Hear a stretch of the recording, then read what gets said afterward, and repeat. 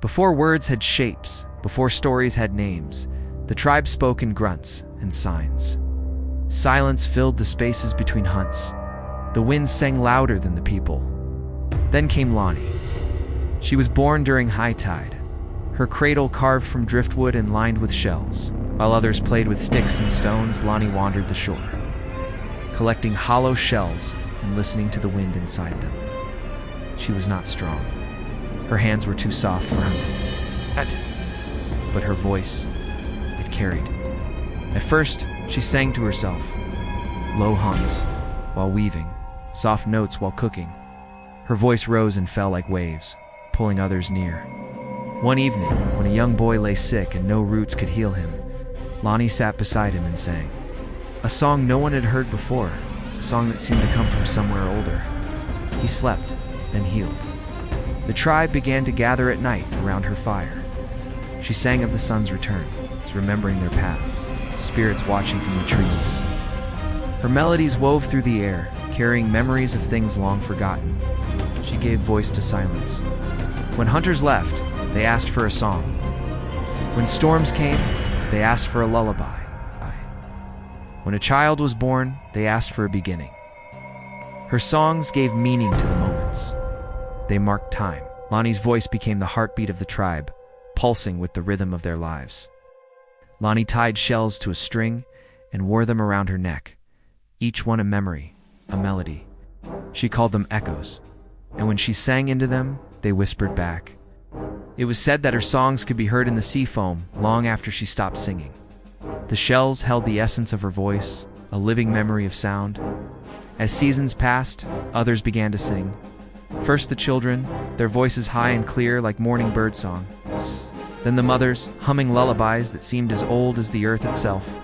Then the warriors, their deep tones rumbling like distant thunder. Their songs were not just for joy, but for remembrance. Lani did not teach them how to sing. She reminded them that they already could. Her songs did not teach. They remembered. They awakened something ancient within the tribe, a knowledge buried deep in their bones. And when she passed, they placed her shell necklace atop a stone by the sea. When the tide rose, it sang. The waves carried her melodies back to the shore, a constant reminder of the power of voice. The tribe learned that stories could be carried on the wind, that memories could be held in the curve of a shell. They learned that silence was not empty, but full of whispers waiting to be heard. Lani had shown them that their voices were not just sounds, but bridges between the seen and unseen worlds.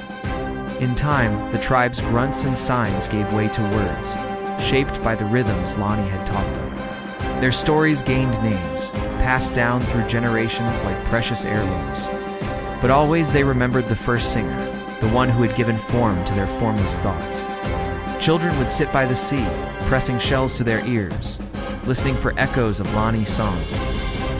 Hunters carried small shells as talismans, believing they held the power of her protective melodies. Healers sang to the sick, their voices a thread connecting present pain to ancient cures. The tribe's history became a living thing, carried on breath and preserved in song. They no longer feared the silence between hunts, for they had learned to fill it with meaning. The wind still sang, but now it sang with them, a harmony of nature and human voice.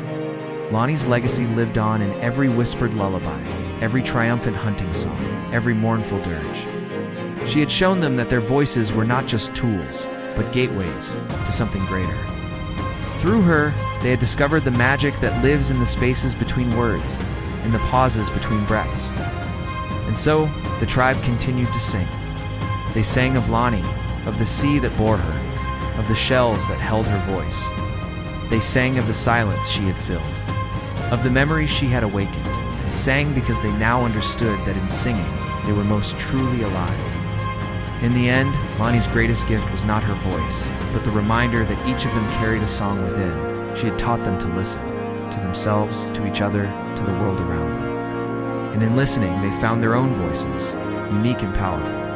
The tribe had become a chorus, their lives a symphony of sound and silence, of remembering and creating. And always, always, the sea sang with them, carrying the echoes of their first singer to shores yet unknown.